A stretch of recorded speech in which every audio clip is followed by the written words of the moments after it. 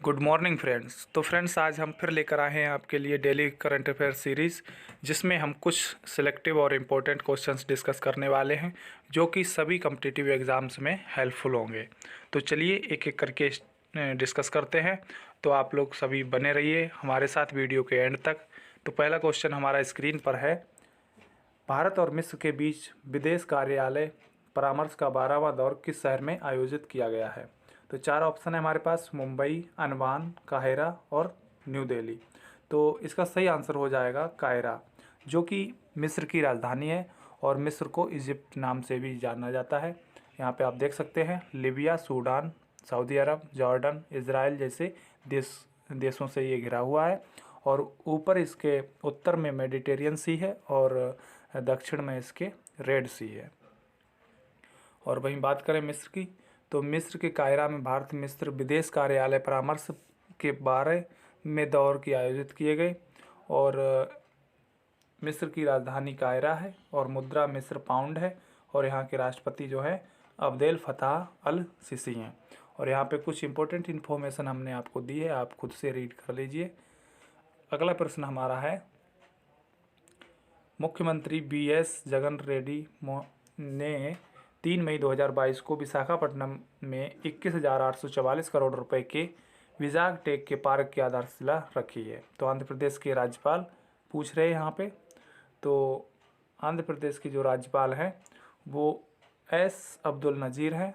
Option C is correct.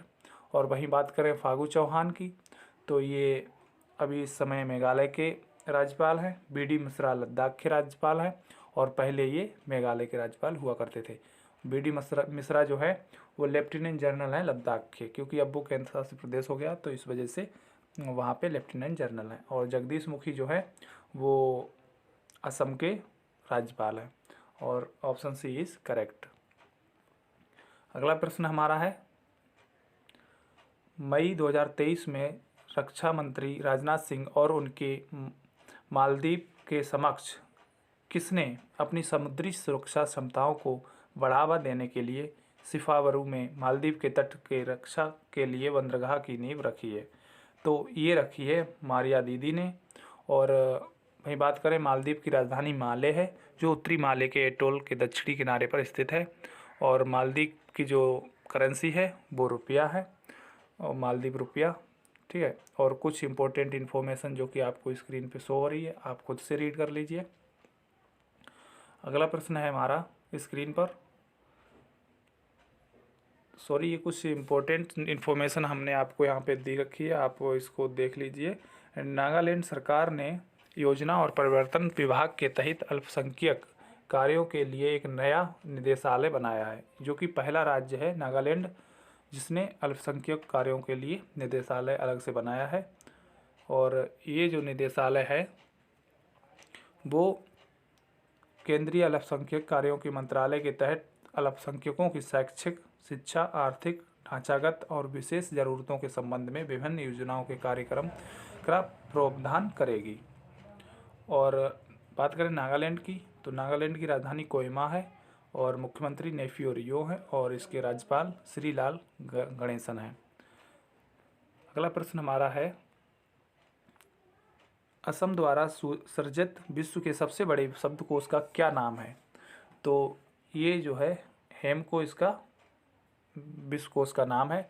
आप इसको इस तरह से याद कर सकते हैं, विश्व हेमंत शर्मा यहाँ के मुख्यमंत्री हैं, तो हेम से हेमंत, तो हेमको यहाँ का सबसे बड़ा शब्दकोश हो गया। और बात करें, सितंबर 2022 में जारी शब्दकोश एक प्रति नई दिल्ली में प्रधानमंत्री नरेंद्र मोदी को भेंट की गई है। और यह हेमकोश 14वें संस्करण के नियमित शब्दकोश का रूपांतरण है। पहला असमिया भाषा का शब्दकोश हेमकोश जो है 19 शताब्दी के अंतिम भाग की स्वर्गीय हेमचंद बरुआ द्वारा संकलित किया गया था और उनके निधन के 4 साल बाद प्रकाशित हुआ था।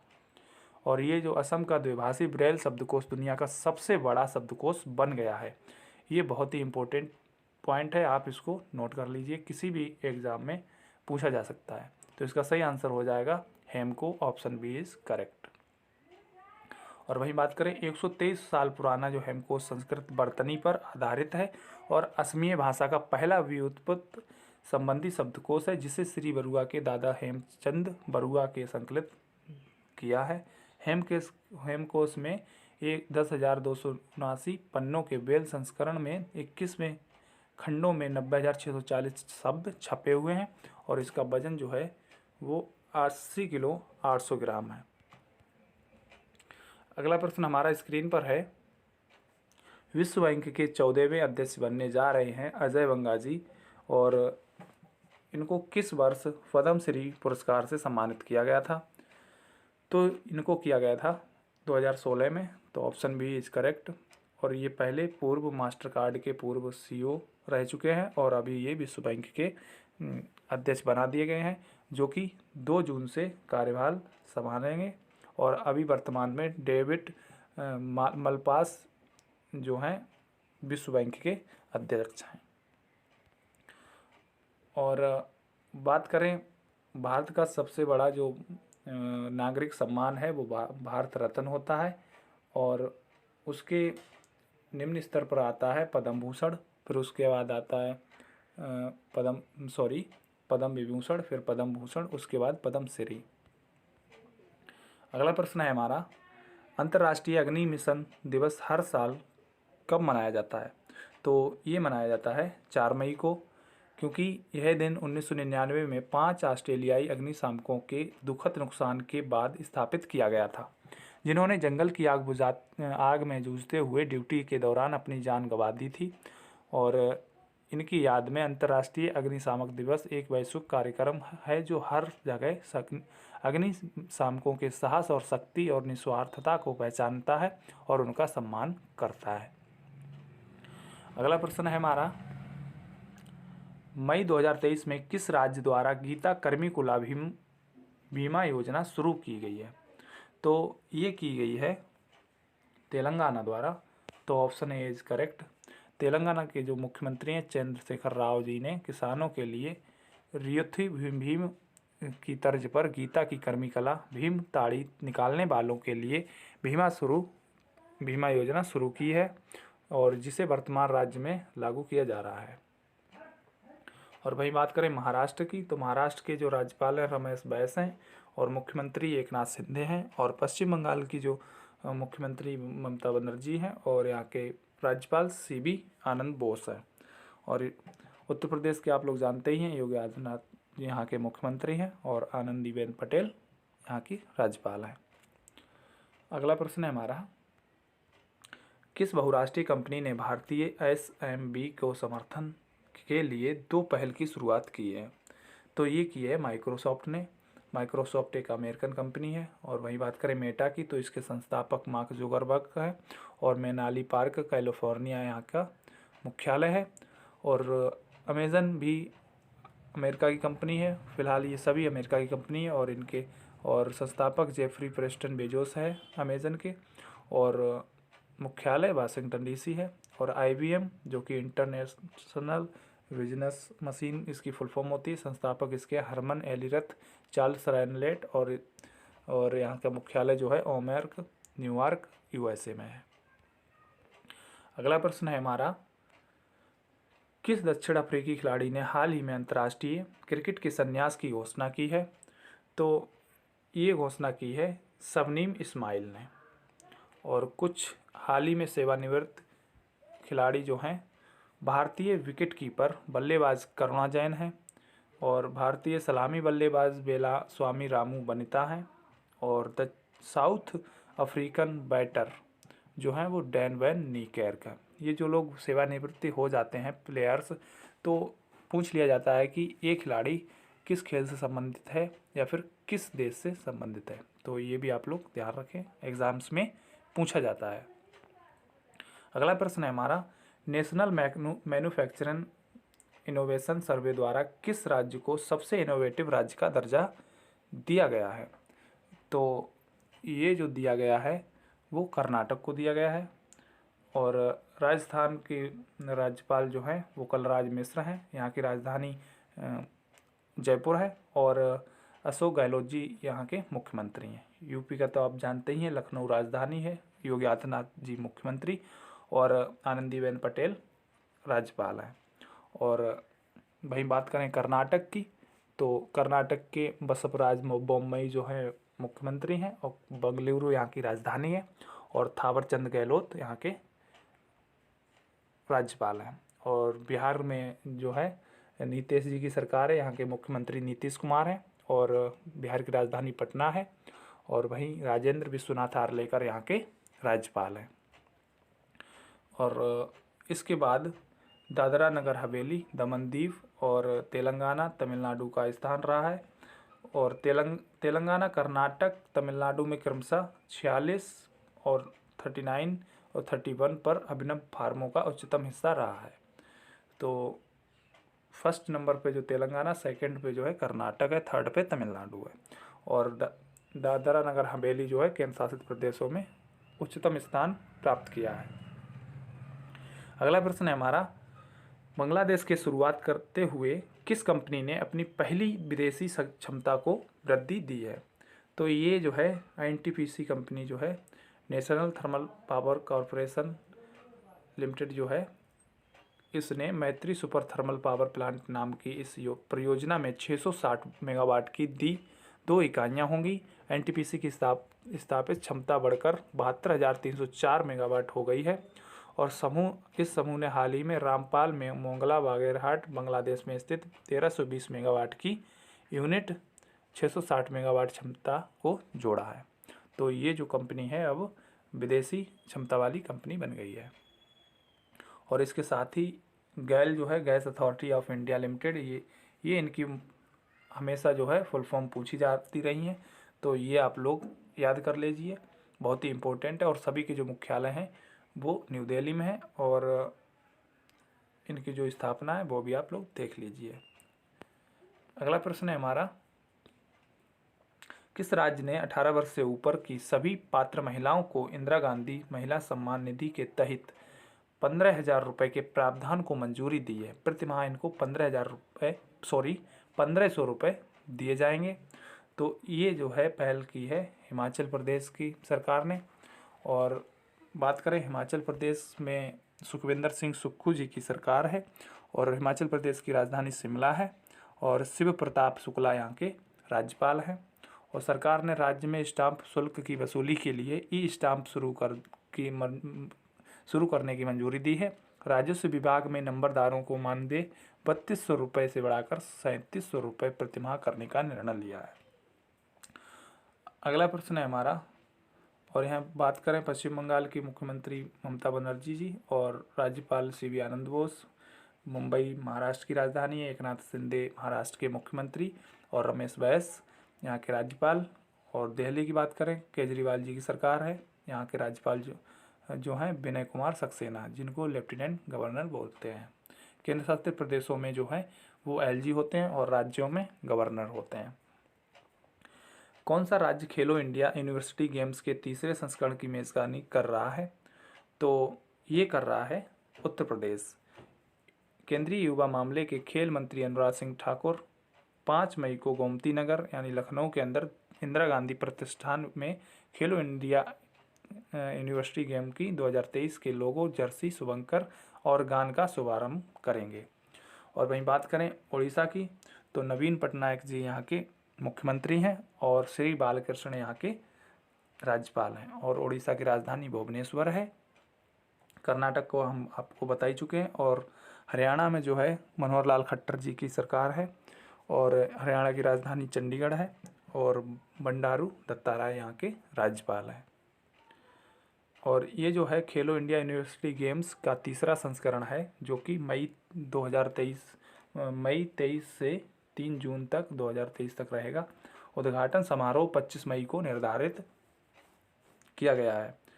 KIUG के आगामी संस्करण में देश भर के 200 प्लस विश्वविद्यालय में 4700 से अधिक एथलीटों की भागीदारी उम्मीद की गई है, जिसमें कुल भागीदार 7000 से अधिक तक पहुंच जाएगी। अगला प्रश्न है हमारा, ओलंपिक पदक विजेता निजेल अमोस को किस खेल से 3 साल के लिए प्रतिबंधित किया गया है? ये एक खिलाड़ी हैं, ओलंपिक पदक विजेता खिलाड़ी निजेल अमोस। इनको किस खेल से 3 साल के लिए प्रतिबंधित निलंबित कर दिया गया है? उस खेल में ये भाग जो है प्रतियोगिता नहीं कर सकते, तो ये खेल है इनके लिए धावक।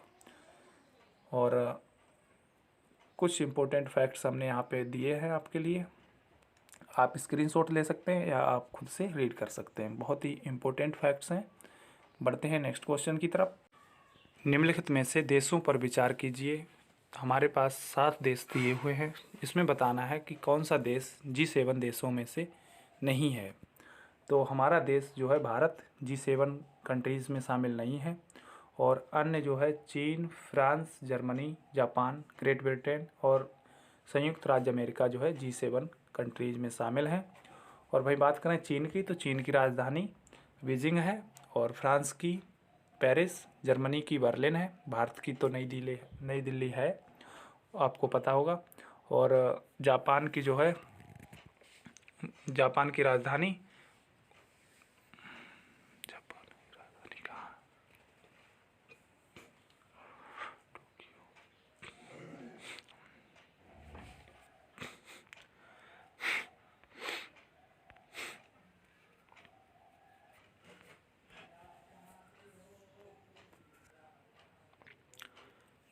अगला प्रश्न हमारा स्क्रीन पर है। निम्नलिखित देशों पर विचार कीजिए।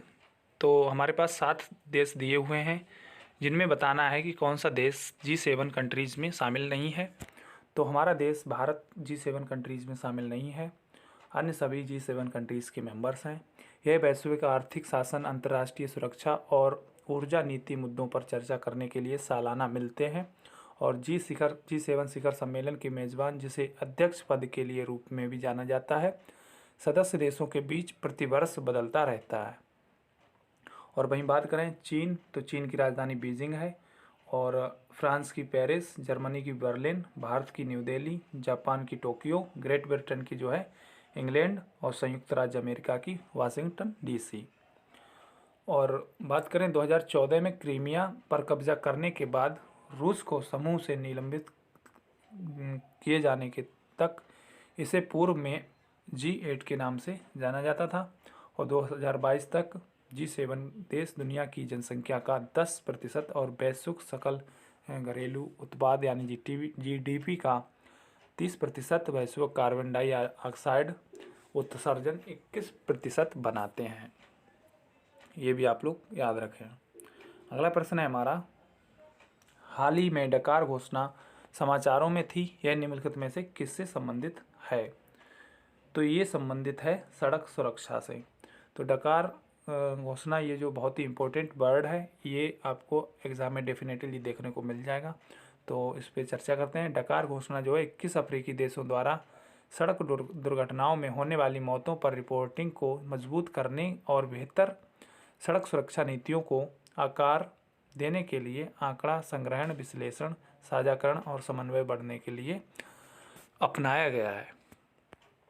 और सड़क सुरक्षा संधियां जो है यहाँ पे दी गई हैं, ये भी आप लोग देख लीजिए, बहुत इम्पोर्टेंट है।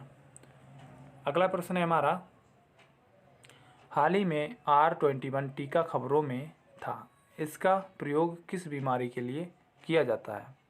तो इसका जो प्रयोग है वो मलेरिया के लिए किया जाता है। Option A is correct. Next question हमारा स्क्रीन पर है। यह पहली बार जब किसी अफ्रीकी देश में विकसित देशों के पहले किसी बड़े टीके को मंजूरी दी गई है, और घाना टीका को मंजूरी देने वाला पहला देश बन गया है। और घाना जो है पश्चिमी अफ्रीकी देशों में दूसरा सबसे ज़्यादा आबादी वाला देश भी है। घाना की राजधानी अक्रा है। अगला प्रश्न है, वित्त वर्ष 2023 में भारत का आयात वित्त वर्ष 2022 की कितना प्रतिशत बढ़कर $714 बिलियन हो गया है। तो ये हो गया है 16.5% बढ़कर। और बात करें वित्त वर्ष 2023 में भारत का आयात जो था 16.5% बढ़कर $714 बिलियन हो गया है, और 2022 में यह $613 बिलियन था। अगला प्रश्न है, भारतीय महिला पहलवानों के कजाकिस्तान के अस्थाना में एशियाई कुश्ती चैंपियनशिप में कितने पदक जीते। तो ये जीते हैं 7 पदक। एशियाई कुश्ती चैंपियनशिप, इसका आयोजन एशियाई एसोसिएटेड रेसलिंग कमेटी द्वारा किया जाता है। AAWC की फुल फॉर्म भी पूछी जा सकती है।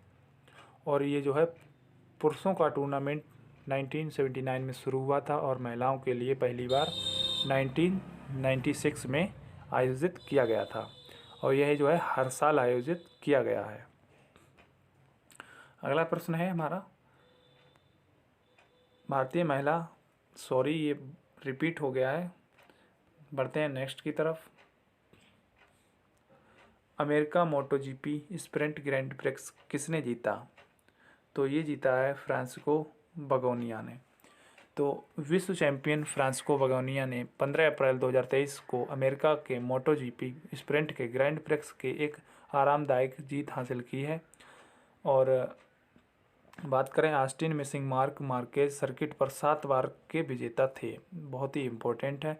और पिछले साल अमेरिका की ग्रैंड प्रिक्स विजेता एनिया बस्तीनिया थी। दक्षिण अफ्रीका की जो राजधानी है सियोल है। मुद्रा यहाँ की दक्षिणी कोरियाई वॉन है। और अमेरिका की वाशिंगटन डीसी, यूएस डॉलर यहाँ की करेंसी है। और बाइडेन यहाँ के राष्ट्रपति हैं। और जापान की टोक्यो और जापानी येन यहाँ की मुद्रा है। और दक्षिण कोरिया, अमेरिका और जापान 17 अप्रैल 2023 को त्रिपक्षीय मिसाइल रक्षा अभ्यास शुरू किया है। अगला प्रश्न है, भारत के निर्यात गंतव्य के रूप में संयुक्त अरब अमीरात का रैंक क्या है? तो ये है दूसरा रैंक। वित्तीय वर्ष 2023 के दौरान इस श्रेणी में अमेरिका के यूएई क्रमशः पहला दूसरा स्थान बरकरार है और इस श्रेणी में नीदरलैंड तीसरे स्थान पर पहुंच गया है। और भारत के आयत ग्राफ में यूएई मार्च में चीन और रूस के बाद तीसरा स्थान पर था, लेकिन अब जो है दूसरे स्थान पर आ गया है। और जो शीर्ष पर है नंबर 1 पर, तो वो सऊदी अरब है। अगला प्रश्न है हमारा, मध्य प्रदेश के पर्यटन नीति 2021 और 21 से 25 तक शुभारंभ किन देशों के प्रतिनिधि शामिल होंगे? तो ये होंगे भूटान, बांग्लादेश, नेपाल, मालदीव और श्रीलंका। भूटान की राजधानी जो है थिम्पू है और यहाँ की मुद्रा मंगलंट्रम है। और बांग्लादेश की ढाका यहाँ की राजधानी है और टका यहाँ की मुद्रा है। नेपाल की मुद्रा रुपया है और यहाँ की राजधानी काठमांडू है। मालदीव की माले और करेंसी रुपया। श्रीलंका की जयवर्धनम और करेंसी रुपये। मध्य प्रदेश के पर्यटन प्रोत्साहन योजना में भूटान, बांग्लादेश, नेपाल, मालदीव, श्रीलंका शामिल होंगे। इस पहल का उद्देश्य राज्य में पर्यटन को बढ़ावा देना और पड़ोसी देशों के साथ संबंध मजबूत करना है। नेक्स्ट प्रश्न है हमारा, भारत के इतिहास में दूसरी सबसे लंबी छलांग लगाकर एशियाई खेलों के लिए किसने क्वालिफाई कर लिया है? तो ये शैली सिंह है। इन्होंने दूसरी सबसे लंबी छलांग लगाकर एशियाई खेलों के लिए क्वालिफाई कर लिया है। तो दोस्तों, आज के ये कुछ इम्पोर्टेंट क्वेश्चंस जो कि हमने डिस्कस किए हैं, आप लोगों को ये वीडियो कैसा लगा कमेंट बॉक्स में अवश्य बताएं। और हमारे लिए कोई एडवाइस या सजेशन हो तो भी आप लोग कमेंट बॉक्स में ज़रूर लिखें। और मिलते हैं नेक्स्ट वीडियो में। तब तक के लिए खुश रहिए, मस्त रहिए, अपना ख्याल रखिए। जय हिंद, जय भारत।